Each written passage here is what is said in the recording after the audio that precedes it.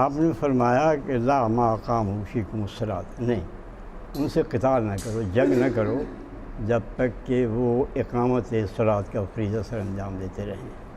اقامت صلاۃ میں حقیقت میں آپ یہ دیکھیں تو وہ ساری چیزیں آ جاتی ہیں جو کہ مطلوب ہیں، کیونکہ اقامت صلاۃ کا مطلب قرآن مجید کے لحاظ سے یہ ہے کہ نماز کی ایک تاثیر یہ ہے کہ ان الصلاۃ تنہیٰ عن الفحشاء والمنکر، کہ نماز جو ہے وہ روکتی ہے فحشاء سے اور منکر سے۔ جس شخص کی نماز اس کو برائی سے نہ روکے، بے حیائی سے نہ روکے، وہ پھر نماز کس طرح کی نماز ہوئی؟ قرآن مجید کی روح سے تو پھر وہ ایک رسمیت ہے، وہ حقیقت جو ہے اس سے وہ خالی ہے، ایک بدن ہے جس میں روح نہیں ہے۔ تو اقامت صلاۃ خاص طور پہ یہ ہے کہ اس کے قائم کرنے کا اہتمام کرنا، اس کے جو ضروری لوازم ہے صرف یہ نہیں ہے کہ بس وقت پہ اذان ہو جائے، بلکہ یہ ہے کہ اس کے قائم کرنے کے لیے اس کے جو لوازم ہیں لوگوں کو اس کے لیے آمادہ کرنا، لوگوں کی مساجد کے لیے انتظام کرنا، مؤذن کے لیے انتظام کرنا، ان کے لیے جو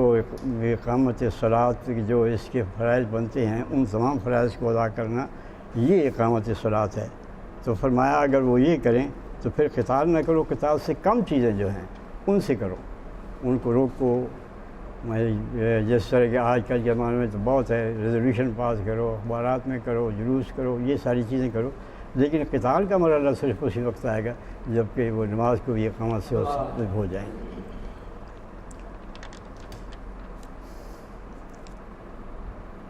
عن نبی سعید الخدری رضی اللہ تعالی عنہ عن النبی صلی اللہ علیہ وسلم قال افضل الجہاد کلمۃ عدل عند سلطان جائر، رواہ ابو داود والترمذی وقال حدیث حسن۔ نبی کریم صلی اللہ علیہ وسلم کا یہ ارشاد حضرت سعید خدری کے ذریعے سے ہم تک پہنچا ہے۔ آپ نے ارشاد فرمایا کہ افضل الجہاد، سب سے افضل جہاد، وہ جہاد جس کا مرتبہ سب سے اونچا ہے، وہ ہے کلمۃ عدل عند سلطان جائر، کہ ظالم بادشاہ کے سامنے انصاف کی بات کرنا۔ یہ ابو داؤد اور ترمذی دونوں نے اس کو روایت کیا ہے۔ یہ افضل اس وجہ سے ہے، یہ دوسری حدیث بھی آگے میں پڑھ لیتا ہوں پھر اس کے بارے میں کچھ۔ دوسری حدیث ہے عبداللہ طارق بن شہاب البجلی رضی اللہ تعالی عنہ ان رجلا سأل النبی صلی اللہ علیہ وسلم وقد وضع رجله في الغرز ای الجہاد افضل قال کلمۃ حق عند سلطان جائر، رواه النسائی باسناد صحیح۔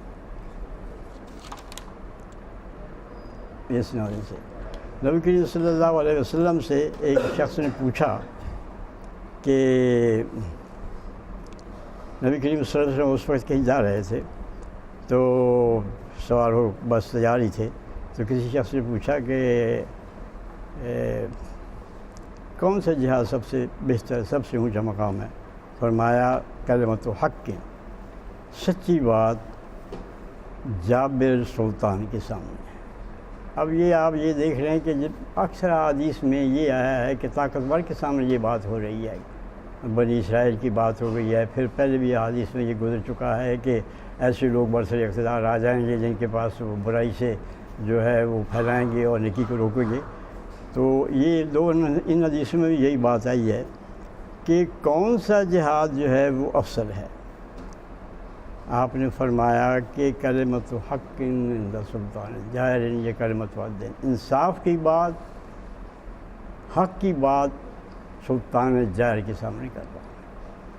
اب آپ یہ دیکھیے کہ یہ افضل کس طرح سے ہوا، یعنی باقی جہاد جو بھی ہیں اس میں وہ خطرات نہیں ہیں جو کہ اس میں ایک بالکل ایک جابر کے سامنے جو ہے حق بات کہنے سے جو آ جاتے ہیں وہ نہیں ہیں۔ وہاں تو یہ کہ جنگ میں گیا ہے، جنگ میں بچ کے بھی آ سکتا ہے، لڑائی میں دوسروں کا قتل کر سکتا ہے۔ اسی طرح سے اور چیزیں جو ہیں ان میں فوری جو ہے یہ نہیں ہوتا اس کا نتیجہ کہ وہ فوراً جو ہے اس کی جان جو ہے لی جائے، لیکن یہاں سلطان جائے گا تو یہ ہوتا ہے کہ وہ جلاد اس کے پاس کھڑا ہوتا ہے، تلوار اس کے پاس ہوتی ہے، کہتا ہے سر اس کو اڑا دیتے ہیں۔ اس لیے جو خطرہ اس کو ہوتا ہے سلطان جائر کے سامنے کلمہ حق کہنے والے کو، وہ خطرہ اس خطرے سے دوسرا کوئی دو چار نہیں ہوتا۔ اس لیے یہ سب سے افضل جہاد ہے، کیونکہ وہ سب سے بڑا منکر ہے۔ وہ جو سلطان جائر ہے وہ صرف برا نہیں ہے بلکہ برائی کو پھیلاتا ہے اور نیکی کو روکتا ہے، نیکی کو دباتا ہے۔ ظلم کا مطلب یہ ہے۔ تو اس کے سامنے یہ کہنا، اور جب کہ یہ معلوم ہو کہ وہ جائز ہے اور اس کے ظلم سے بچنا بھی اس کو نظر آتا ہے کہ مشکل ہے، تو اس کے سامنے جو کوئی جہاد کرے گا، سچی بات کہے گا، وہ جو ہے وہ سب سے بڑا مجاہد ہے اور سب سے بڑا جہادی ہے۔ اب اس میں آپ یہ دیکھ لیجئے کہ نبی کریم صلی اللہ علیہ وسلم نے کس طرح یہ ایک درس دیا ہے انسان کو ثبات کا، استقامت کا اور حق گوئی کا، اور حق کی روش کو اپنے تک محدود نہ رکھنے کا، بلکہ جو کچھ برائی کر رہا ہے اس کو برائی سے روکنے کا۔ نبی کریم صلی اللہ علیہ وآلہ وسلم کے یہ ارشادات جو ہیں، اس دور میں ہم یہ محسوس کر رہے ہیں کہ کس طرح سے ہوا ہے۔ اسلام کی پوری تاریخ میں بھی ہم یہ مسلمانوں کی جب حکمرانی تھی اس سے بھی ہم دیکھتے رہے ہیں۔ حجاج کیا تھا، کتنے آدمی اس سے مروا دی، سعید بن جبیر جیسے آدمی، کیا کیا لوگ تھے، اور لیکن انہوں نے کبھی پرواہ نہیں کی۔ امام ابن تیمیہ جب اس تاتاری کے سامنے گئے ہیں تو ان سے جب وہ اپنے ساتھ کھانا کھانے کے لیے کہا تو انہوں نے کہا کہ نہیں، مجھے معلوم نہیں ہے تمہیں کہاں سے لوٹ مار کے یہ مال ہے، میں اس میں شریک حرام کھانے میں نہیں ہو سکتا۔ ان کے ساتھ جو تھے وہ ایک ساتھی، وہ امام ابن تیمیہ کے کہتے ہیں کہ میں یہ سوچ رہا تھا کہ ابھی ان کے گردن پہ تلوار چلے گی اور ان کے خون کے چھینٹوں سے میرا لباس جو ہے وہ خون سے بھر جائے گا۔ اس طرح یعنی لوگ ہیں جو اللہ تعالیٰ نے اس امت میں پیدا کیے، جو کوئی چیز بھی ان کو حق کہنے سے نہیں روک سکتی تھی۔ آپ اپنے ملک کے اندر دیکھ لیجئے، مولانا مودودی کو پھانسی کی سزا انہوں نے سنائی، لیکن انہوں نے اور کوشش کی حکمرانوں نے کہ یہ معافی مانگ لیں، تو مولانا نے منع کر دیا کہ اگر اللہ تعالیٰ کے یہاں میری زندگی ختم ہے تو کوئی معافی مجھے وہ زندگی نہیں دلا سکتی، اگر میں زندہ اللہ تعالیٰ نے مجھے رکھنا ہے تو پھر یہ سب اٹھتے لٹک جائیں، پھر بھی یہ میری کوئی نقصان مجھے نہیں پہنچا سکتے۔ تو یہ ساری اسلامی تاریخ جو ہے اس سے بھری پڑی ہے کلمہ حق کہنے سے، بلکہ اس پر تو پوری کتابیں موجود ہیں کہ کس طرح لوگوں نے کلمہ حق کہہ کر اپنا یہ فریضہ ادا کیا اور اپنی جان کی پرواہ نہیں کی۔ تو یہ کسی نہ کسی حد تک اس میں ہم میں سے ہر شخص جو ہے وہ اس کا ذمہ دار ہے کہ وہ اپنی بساط کی حد تک برائی کو برا سمجھے،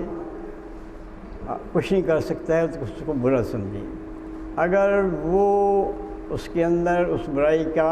اپنے قلم سے لکھ سکتا ہے، اس کی برائی کو واضح کر سکتا ہے، اپنی زبان کے لیے بھی استعمال کر سکتا ہے اس کو برائی کو روکنے کے لیے، تو اپنا قلم اور اپنی زبان جو کو استعمال کرے۔ اور اگر اس کے پاس کوئی طاقت ہے اس برائی سے روکنے کی تو وہ اپنی طاقت سے روکے۔ آج برائی جو ہے وہ منظم ہے اور برائی جو ہے وہ برسر اقتدار ہے، اس سے لڑنا اور اس سے جنگ کرنا کوئی آسان کام نہیں ہے۔ اس لیے جو ذرائع حکمت کے ساتھ ہمارے پاس موجود ہیں، ہمیں ان ذرائع کو استعمال کرنا چاہیے، اپنی ذات سے شروع ہو کر اپنے گھر والوں سے تک، اور اپنے گھر والوں سے لے کر اپنے دوستوں، محلے داروں، جو بھی جہاں تک بھی ہمارا دورہ پہنچ سکتا ہے، جو لکھ سکتے ہیں وہ لکھیں، جو تقریریں کر سکتے ہیں وہ تقریریں کریں، جو دوستوں میں بیٹھ کر کہہ سکتے ہیں وہ وہاں کہیں، اور جن کا دائرہ عمل صرف اپنے گھر تک موجود ہے وہ اپنے گھر والوں کو منکر کے بارے میں بتائیں کہ یہ منکر ہے، ان سے نفرت دلائیں اور ان کے بچنے کی خود بھی اور دوسروں کو بھی بچانے کی کوشش کریں۔ اللہ تعالیٰ ہمیں توفیق دے کہ نبی کریم صلی اللہ علیہ وسلم نے اس قدر جس بات کی تاکید فرمائی ہے ہم اس کو اپنی زندگیوں میں نافذ کریں۔ السلام علیکم۔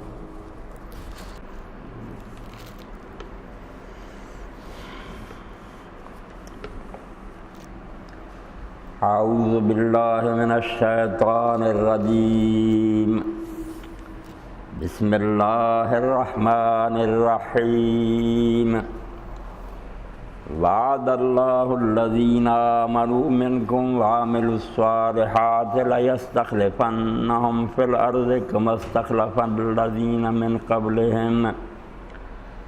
وَلَيُمَكِّنَنَّ لَهُمْ دِينَهُمُ الَّذِي ارْتَضَىٰ لَهُمْ وَلَيُبَدِّلَنَّهُم مِّن بَعْدِ خَوْفِهِمْ أَمْنًا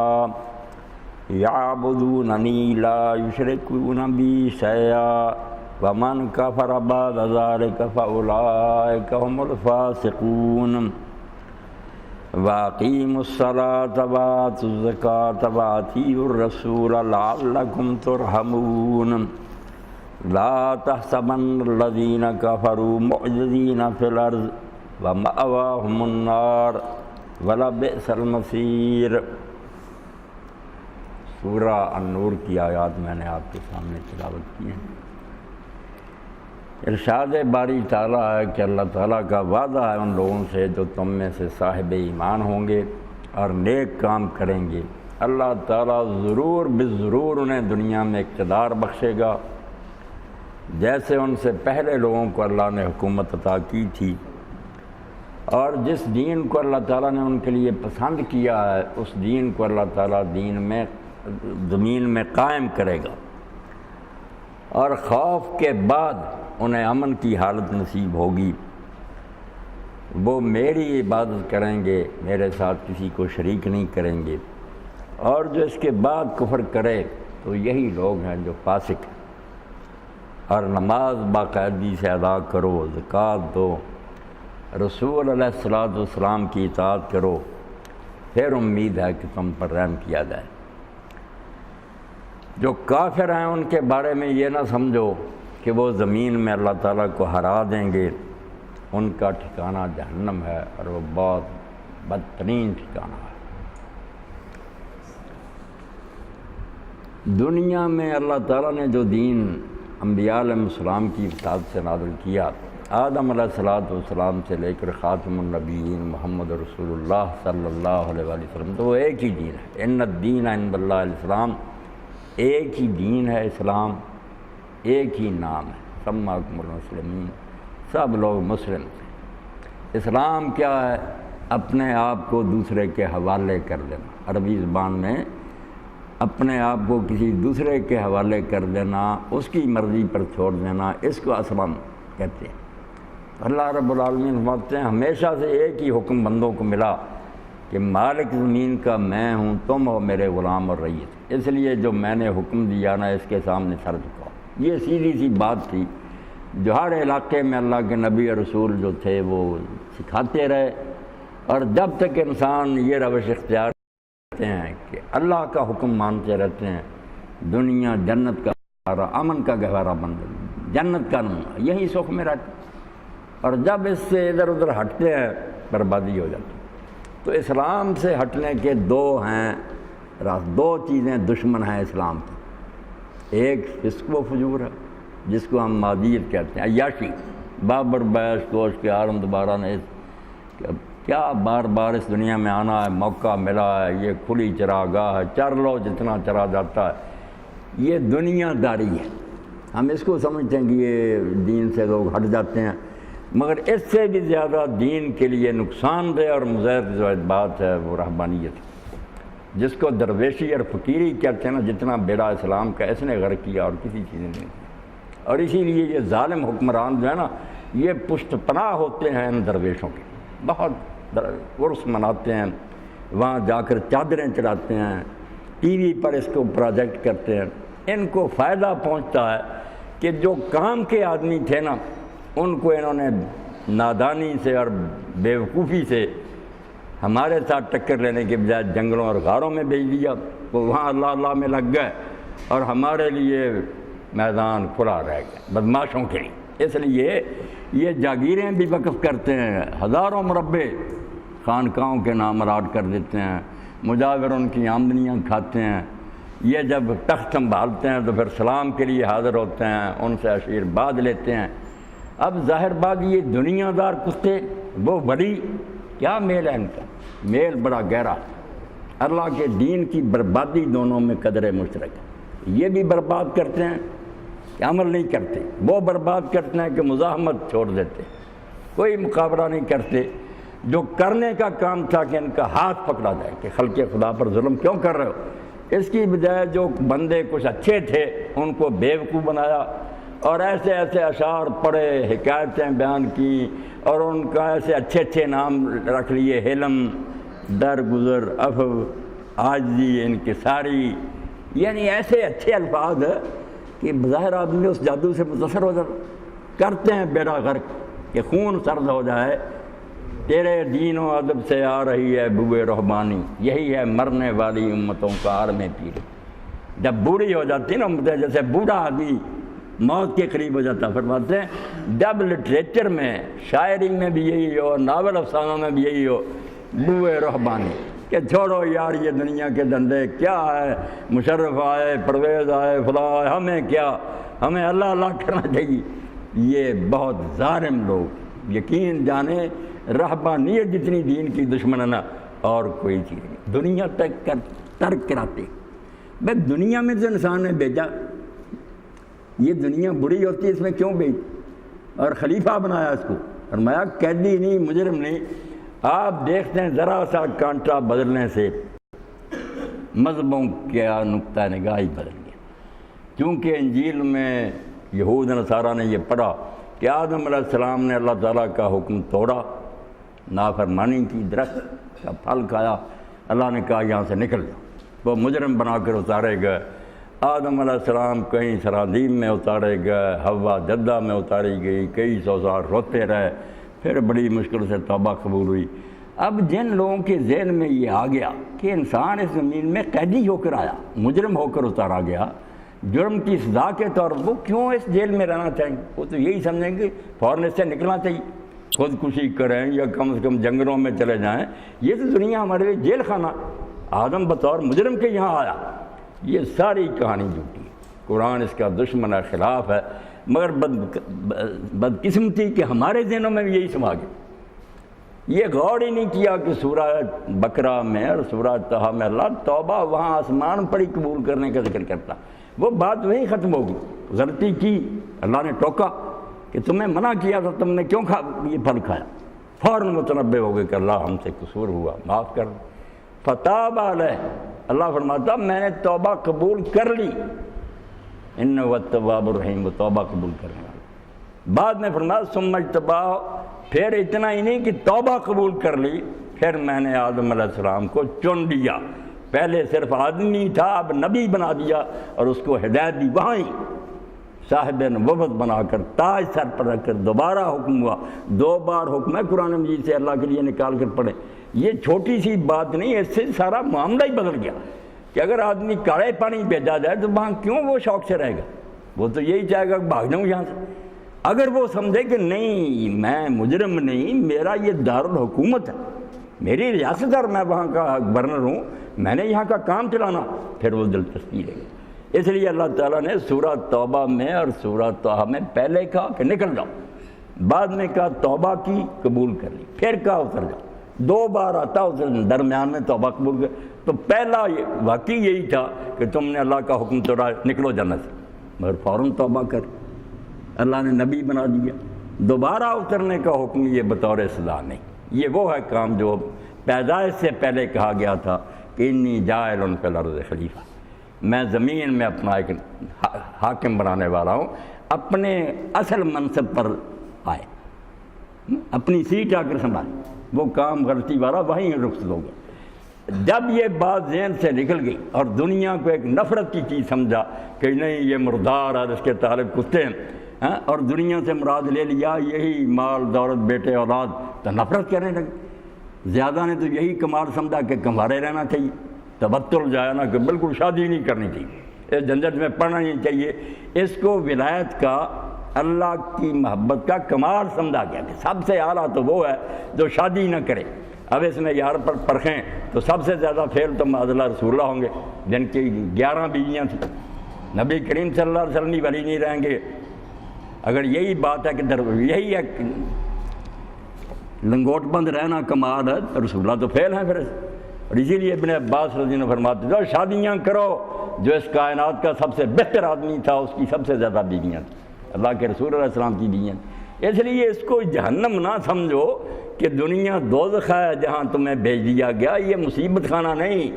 یہ تمہاری حکومت کی جگہ ہے کہ جہاں حکومت چلا کر دکھاؤ۔ اللہ نے پہلے چھوٹا سا علاقہ دیا کہ زمین پر چلا کر مجھے انتظام کر کے دکھاؤ، اگر یہاں تم اچھے اور قابل منتظم ثابت ہوئے پھر ملک لا یبلا، جنت کی ہمیشہ کی حکومت دے دوں گا، پھر وہاں کے گورنر مقرر ہو گئے۔ اور اگر دنیا ہی نہیں چلا سکے صحیح، یہاں ہی تم نے بدتمیزی اور بدماشی پھیلا دی، اور وہ بات جو علامہ اقبال رحمۃ اللہ نے طیارہ ایک نظم لکھی ہے، پرندہ بیٹھا ہوا تھا ٹہنی پر تو انسان غرور سے کہہ رہا تھا میں نے یہ کر دیا، میں نے یہ کر دیا۔ کر تو واقعی بہت دیا ہے نا کہ آسمانوں پر اور سب کچھ مادی ترقی تو کی ہے جو بات